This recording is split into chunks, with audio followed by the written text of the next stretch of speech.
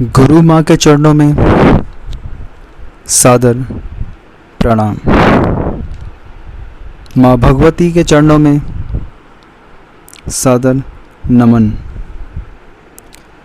और मेरे माँ पीताम्बरा परिवार के सभी सदस्यों को मेरा प्रणाम। मैं भारत सरकार के एक कार्यालय में ऑफिसर की पोस्ट पे कार्यरत हूँ। इससे पहले माँ बगलामुखी की साधना का मेरा जो अनुभव था, जो मैंने आप सबके साथ साझा किया था, उसे आप सबने काफ़ी सराहा। उसके लिए मैं आप सभी को धन्यवाद कहना चाहता हूँ और सराहना के लिए आप सभी का शुक्रगुजार हूँ। यह अनुभव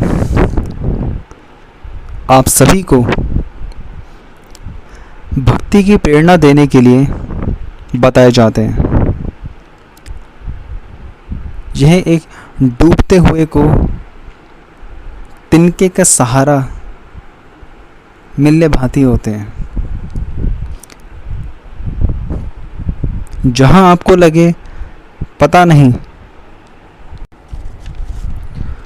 जो मैं साधना कर रहा हूं या कर रही हूं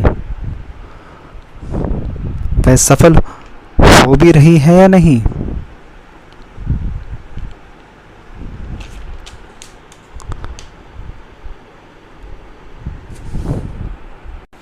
उन मोमेंट्स पर यह अनुभव आप सभी को एक निरंतर मेहनत करने की प्रेरणा देते हैं। अगर आपको कहा गया है कि जैसे आपने 1.25 लाख मंत्रों का जाप करना है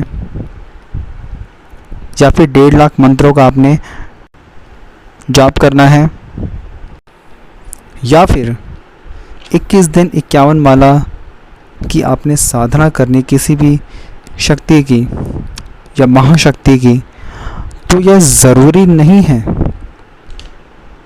कि वह शक्ति साधना पूरी होने के बाद प्रकट हो जाए,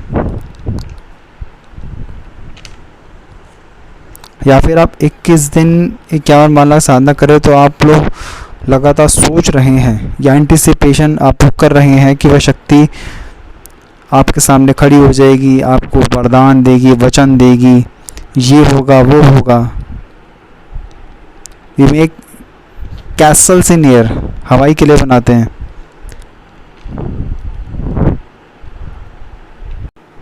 आपके आसपास हल्के फुल्के मूवमेंट्स हुए,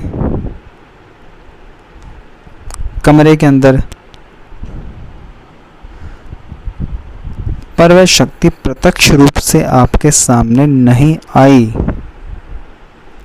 अब मैं ये सब चीज़ें ऐसा क्यों कह रहा हूँ आप सबसे?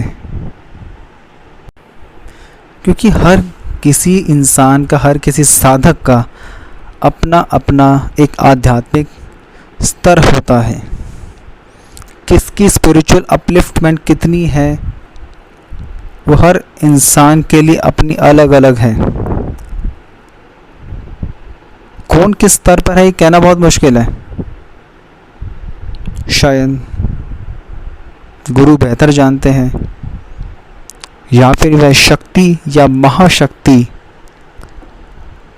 जिसकी आप साधना कर रहे होते हैं वह बेहतर जानती है आपका कितना आध्यात्मिक स्तर है।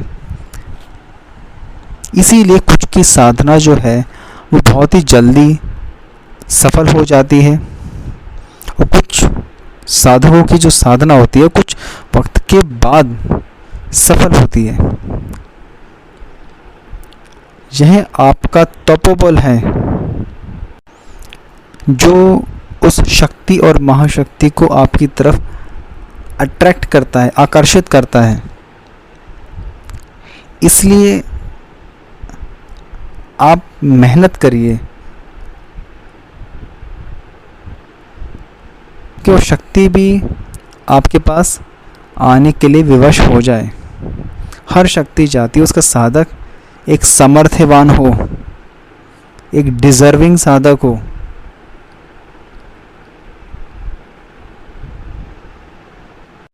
इसीलिए जब भी आप साधना करें तो इतने दिल लगा के, मन लगा के साधना कीजिए कि वह शक्ति भी देखने को लालायित हो जाए कि ऐसा कौन सा साधक है जो मेरी साधना कर रहा है। अभी recently in this duration of lockdown we are watching Ramayan और दूरदर्शन। उसमें एक इंसिडेंस आता है during the period of battle between lord Ram and Ravan. Ravan आखिरी युद्ध से पहले अपने घर के मंदिर में भगवान शिव का जो एक स्वरूप है, प्रतीक स्वरूप है, निराकार स्वरूप है, लिंग, शिवलिंग, उसके सामने जाता है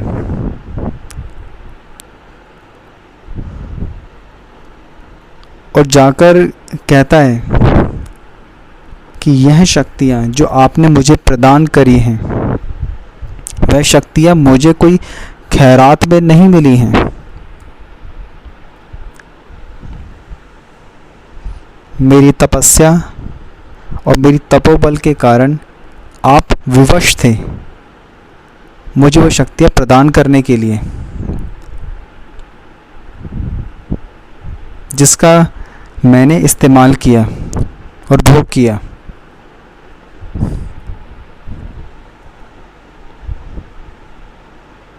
उसने अपने आप को इतना समर्थवान बनाया।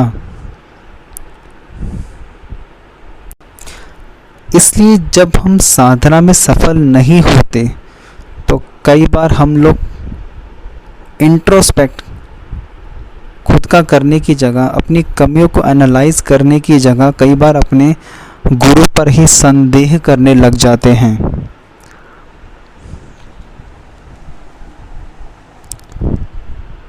लेकिन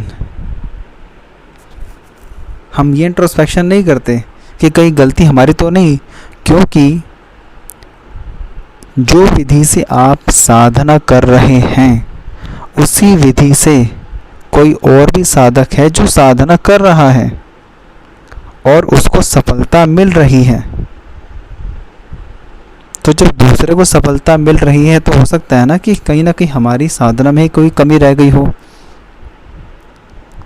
इसलिए गुरु माँ से या अपने गुरु से हमें बात करनी चाहिए, एनालिसिस करना चाहिए कि हमसे गलती कहाँ हुई, उन गलतियों को सुधारा जाए और फिर से प्रयास करना चाहिए। खैर, अपनी माँ बगलामुखी जी की साधना के बाद मैंने गुरु माँ से माँ भगवती तारा की साधना विधि के बारे में बात करी।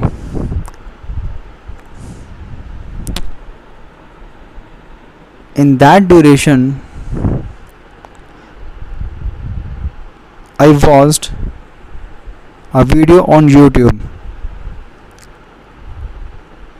एक चैनल पे माँ भगवती तारा की साधना की कहानी दिखाई जा रही थी, जिसमें एक साधिका करीब 1.5 लाख मंत्रों का जाप करती है कुछ ड्यूरेशन के लिए, और साधना सफल होने के बाद वो बात अलग है, उस साधना के दौरान काफ़ी ज़्यादा उनके साथ भयानक अनुभव भी होते हैं, जो यक्षिणी आती है, थोड़ा उनकी पिटाई भी करती है, वो सब चीज़ें। पर साधना सफल होने के बाद रोज़ उसको 2 किलो सोना मिलता है। पिलो के नीचे रखा हुआ। लेकिन मेरा मकसद कोई रोज 2 किलो सोना प्राप्त करना नहीं था। इनिशियली चलो मान भी लिया जाए आपको 2 किलो सोना मिल रहा है, लेकिन आपको कुछ वक्त तक बहुत अच्छा लगेगा। कितना रख लोगे उसको, रोज़ 2-2 किलो को? सेटिस्फैक्शन अंदर से नहीं मिलने वाला उतना। उसी तरीके से मेरा भी उस वक्त मकसद कोई रोज़ 2 किलो सोना प्राप्त करना नहीं था। शायद माँ का प्यार पाना ही मेरा मकसद था। आज भी वही है।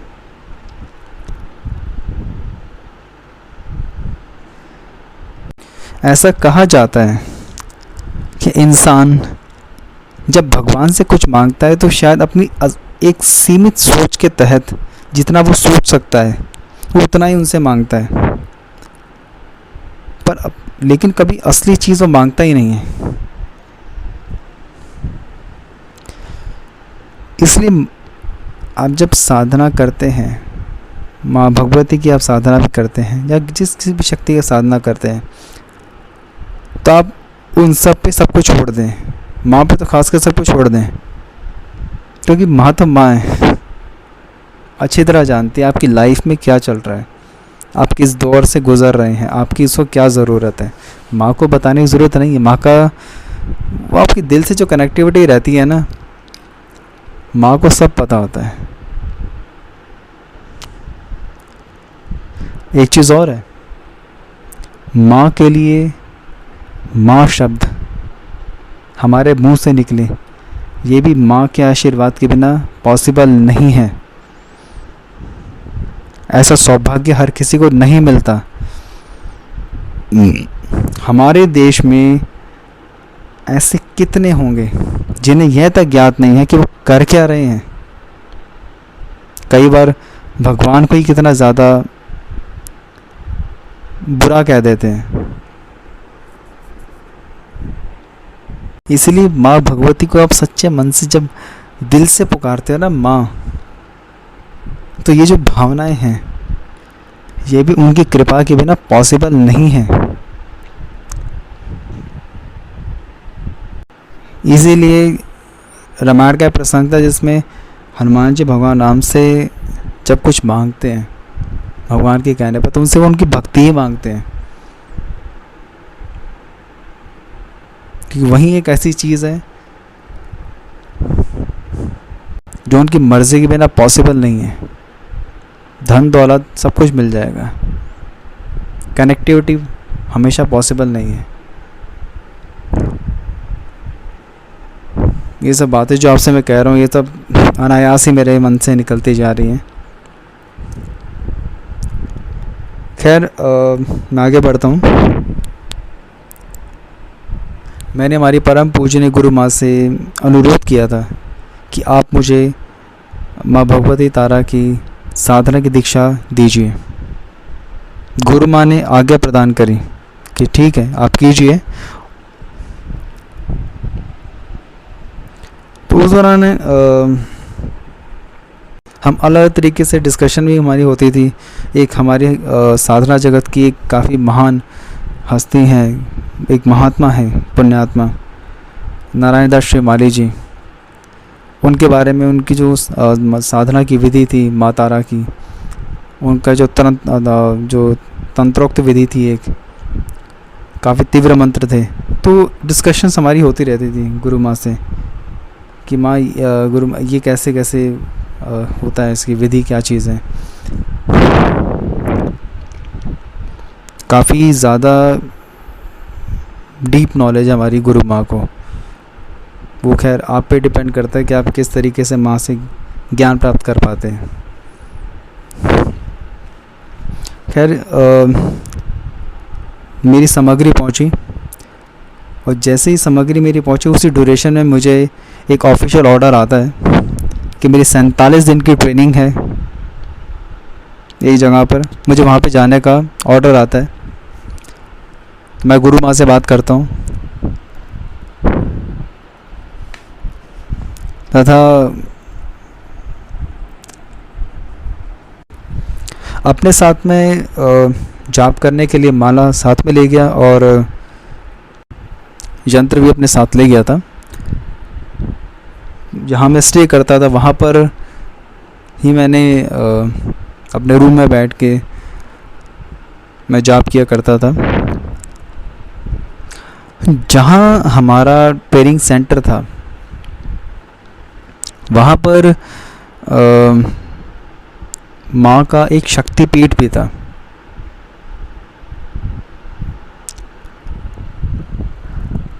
माँ सती जो थी उनके अंगों को जब काटा गया था तो माँ भगवती सती के एक अंग वहाँ भी गिरा था, जिससे वहाँ पर एक शक्तिपीठ का निर्माण हुआ था। इस बारे में मुझे पहले पता नहीं था। इनफैक्ट मैं जहाँ पे रहता था, ट्रेनिंग हमारा जो एरिया था हमारा, वहाँ पर भी हर किसी को इतना ज़्यादा नॉलेज नहीं थी डीपली, लेकिन ये था कि हाँ लोग आते थे, अलग अलग टूरिस्ट स्पॉट्स पे विज़िट करते थे, क्योंकि 45-47 दिन की हमारी ट्रेनिंग होती थी अलग अलग ऑफिसर बैचेस की। तो अलग अलग जगह पे लोग जाते थे घूमने फिरने के लिए। उसी में से एक जगह ये भी थी।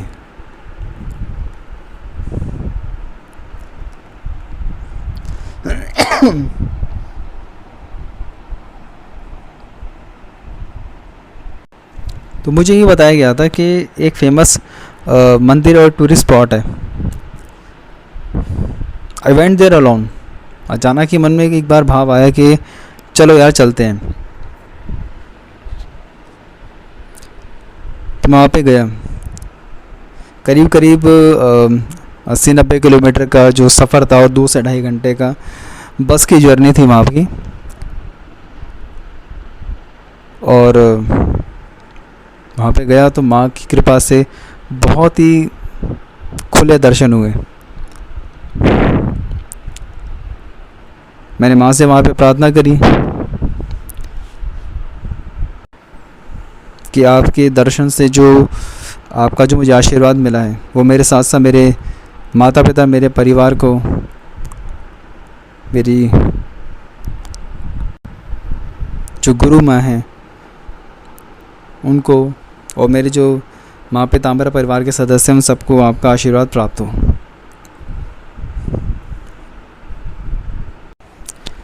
यह सिलसिला इसी प्रकार चलता रहा। माँ अपने पास बुला लेती थी। अंदर से एक स्ट्रॉन्ग ही डिज़ायर पैदा होती थी कि जाना है आज, नो मैटर कितना दूर है, जाना है। अकेला जाता था वहाँ पे।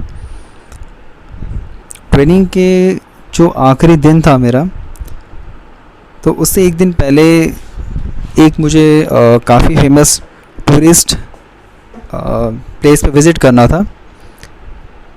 बिकॉज़ मेरे साथ जो साथ के जितने ऑफिसर्स थे मेरे बैच के, वो सारे विज़िट करके आ चुके थे, मैं रह गया था बस। तो मैंने सोचा चलो मैं जाके विज़िट कराता हूँ। आखिरी दिन है, फिर दोबारा पता नहीं कब मौका मिलता है। उन दौरान काफ़ी न्यूज़ में भी था वो स्पॉट। तो मैं वहाँ पे जाने के लिए बस स्टैंड पे गया। बस की फ्रीक्वेंसी थोड़ी दिन में कम रहती थी वहाँ की। 3 घंटे की फ्रीक्वेंसी होती थी। तो शाम को रिटर्न भी करना था, इसलिए जल्दी निकल गया। तो जब वहाँ पे मैं गया, वो टूरिस्ट स्पॉट भी अप्रॉक्सीमेटली 75 किलोमीटर के अराउंड था।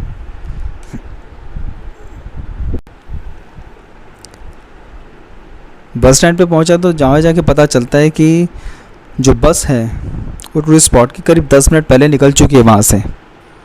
अब भगवान जाने क्या था, हो सकता है कि क्या नाम है, शायद टूरिस्ट भर चुके हों, उतना ज़्यादा बस भर चुकी होगी तो टाइम से पहले निकाल दी उन्होंने।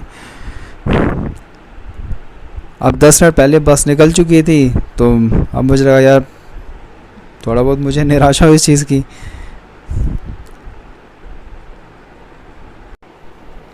अब जो अगली बस थी वो करीब 12 साढ़े 12 के आसपास की बस थी, 3 साढ़े 3 घंटे के बाद।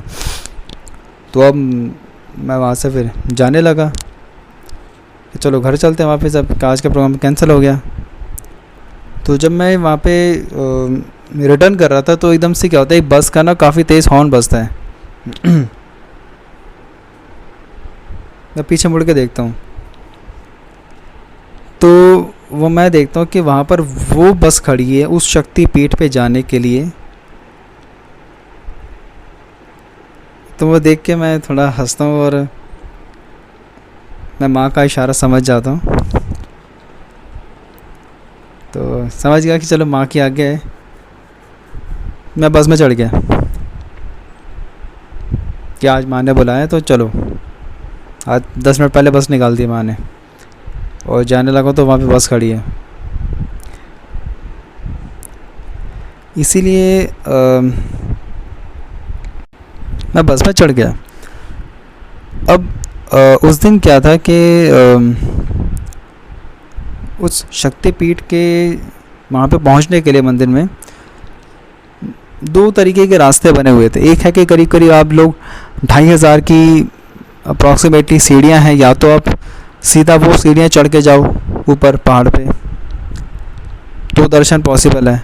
अदरवाइज़ क्या था, एक वहाँ पर उन्होंने रूट पे बना रखा था उड़न खटोला कि या तो आप वहाँ से जाइए। और उसका क्या था कि मैं लाइन में जब लगा हुआ था तो करीब करीब उड़न खटोला की भी जो लाइन थी, क्यू थी, उसके भी अप्रॉक्सीमेटली 1 या 2 घंटे की वेटिंग थी। हो सकता है उससे भी ज़्यादा की वेटिंग हो। लोग खड़े हुए थे वहाँ पर, मैं भी लाइन में लगा हुआ था।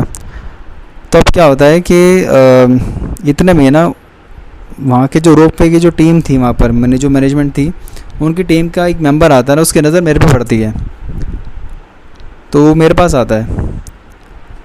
तो उसने कहा कि आप आना चाहेंगे, तो अगर आप निकलना चाहते हैं तो मैं आपको स्पेशल स्लिप दे देता हूँ। अप्रॉक्सीमेटली 80-90 रुपये आपको एक्स्ट्रा और चार्ज लगेगा, तो आपको मैं अलग से स्लिप देता हूँ और आप अपना निकल जाना लाइन से अंदर। एक अलग से क्यू बना रखे थे उन्होंने उस स्लिप वालों के लिए। जनरली वो उनके लिए स्लिप थी जो या तो फिज़िकली हैंडीकैप है या फिर जो काफ़ी सीनियर सिटीजन से इतने टाइम तक नहीं लग सकते थे। और हो सकता है कि उनके लिए भी लगा रखी हो जो एक्स्ट्रा थोड़ा पैनी पे कर सकते हैं। मैं अकेला रहता था तो मुझे कोई दिक्कत ही नहीं, तो मैंने ठीक है चलो चलते हैं। तो मैं वहाँ चला गया। उस दिन माँ के बहुत ही ज़्यादा खुले दर्शन, मैं आपको बता नहीं सकता कि मैं कैसे फील कर रहा था। बहुत ही ज़्यादा खुले दर्शन हुए, भागम भाग वाला कोई सीन नहीं रहा वहाँ पे। ये सब चीज़ें देखकर अनायास ही मेरी आंखों से आंसू आ गए। It was an overwhelming feeling for me at that moment.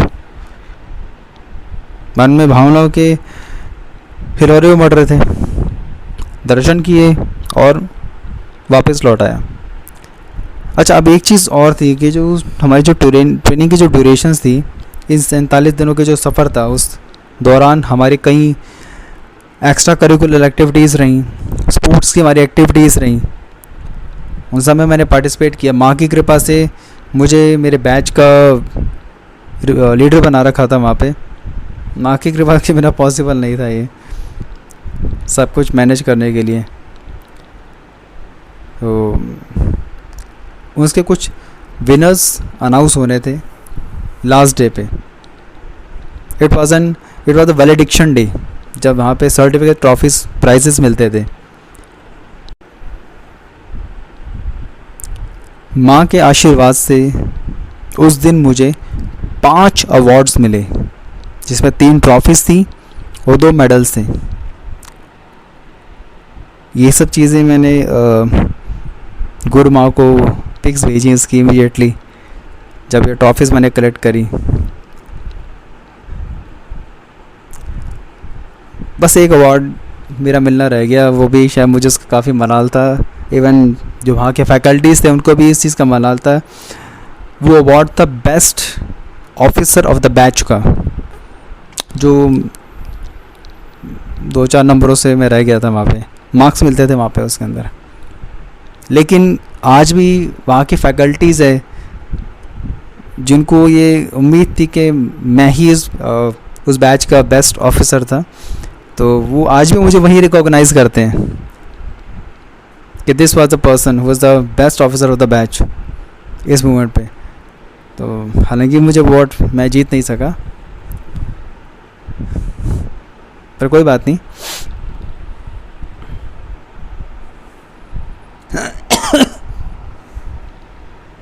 पर इतने अवार्ड्स मिल गए जितने बाकी ऑफिसर्स को नहीं मिले। ये भी माँ का आशीर्वाद ही था, ये सब भी माँ की कृपा से ही संभव था। अब माँ का जब आशीर्वाद सिर पे था तो वो कैसे नहीं जीतता। माँ ने क्या से क्या बना दिया। पहले मेरी कोई हस्ती नहीं थी, पहले एक इंट्रोवर्ट सा था, बने रहते थे, ज़्यादा घुलते मिलते नहीं थे। माँ का साथ मिला तो एक्सट्रोवर्ट बना, दुनिया में पहचान बनी, अवार्ड्स मिले। माँ ने ही मेरे अंदर का पोटेंशियल रियलाइज़ करवाया कि हमारे अंदर कितनी क्षमता है, आप क्या चीज़ हो, ये माँ ही रियलाइज़ कराती है। यह सब गुरु माँ और माँ के आशीर्वाद से ही संभव हुआ। आशीर्वाद ना होता तो शायद इतनी सफलता नहीं मिलती। साधना आप करते हो तो ये कब फलित होगी तो ये आप भी नहीं जानते, उसका फल कब मिलेगा। ये साइलेंट प्यार होता है माँ का जो आपको मिलता है, बिना मांगे तो इतना मिलता है कि आप सोच भी नहीं सकते।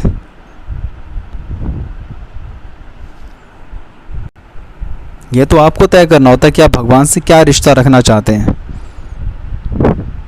भगवान का, गुरु का या माता पिता का। ये तो आपको ही तय करना है कि आप भगवान को किस रूप में प्राप्त करना चाहते हैं। हर रिश्ते की अपनी एक परिभाषा है, हर रिश्ते की अपनी एक बाउंड्री है, एक क्षमता है।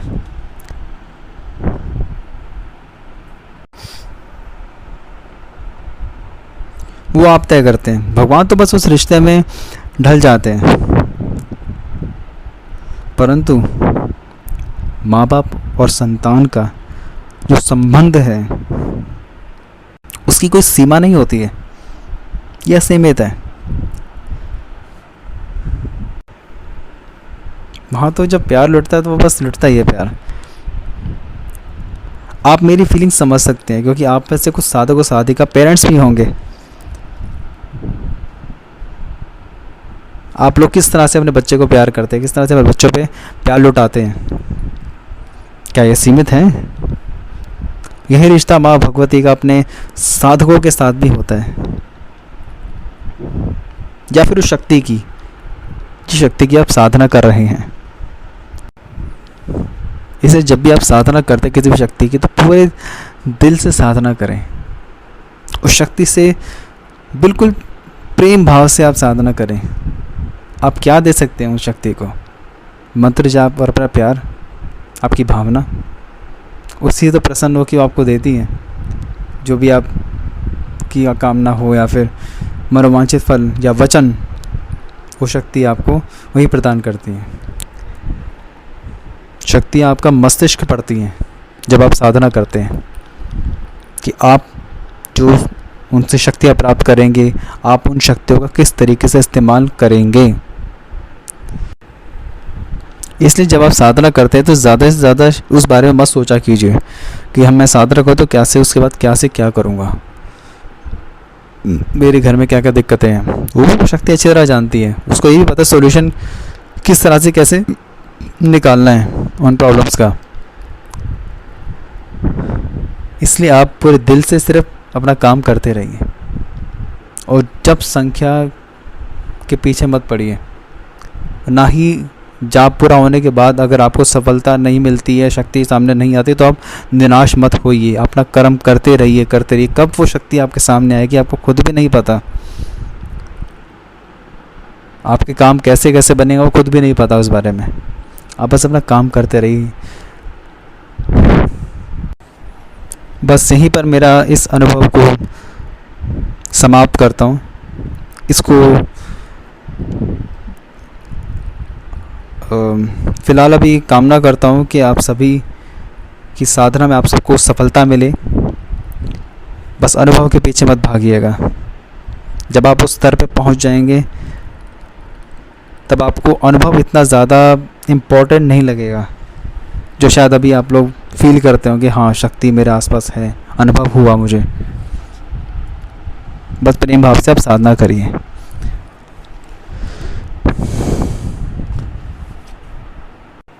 कब उस भावना से वो शक्ति आपको दर्शन दे, वो शक्ति वही जानती है। इसलिए माँ के प्यार को भी आप मंत्र के जप संख्या में मत बांटिए, निर्धारित मत कीजिए। दिल से आप माँ को एक बार माँ कह के पुकारेंगे, एक माला भी आप दिल से करेंगे ना, माँ उसमें भी प्रसन्न हो जाती है।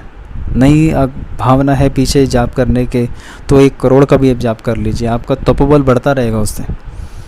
जाप तो कभी वेस्ट होता ही नहीं है, उस 1 करोड़ के जाप से भी आपका तपोबल बढ़ता रहेगा बहुत ज़्यादा। लेकिन पीछे की भावना कैसी है,